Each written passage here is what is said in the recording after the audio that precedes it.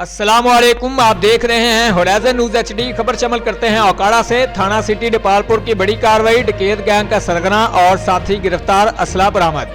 4 साथी रात के अंधेरे में फरार। मफरूर मुलजमान की गिरफ्तारी के लिए खसूसी टीम तश्कील। DPO की जानब से SHO कलब सज्जाद को शाबाश। DSP मॉनिटरिंग करेंगे।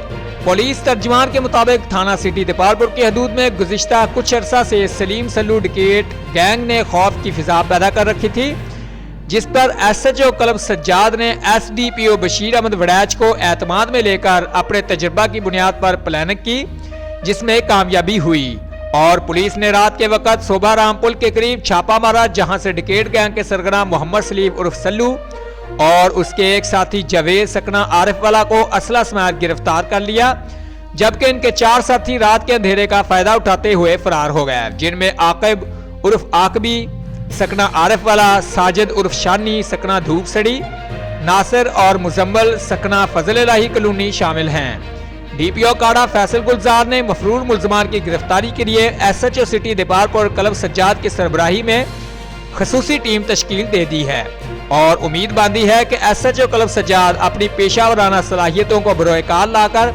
मुलजमान को जल्द गिरफ्तार कर लेंगे।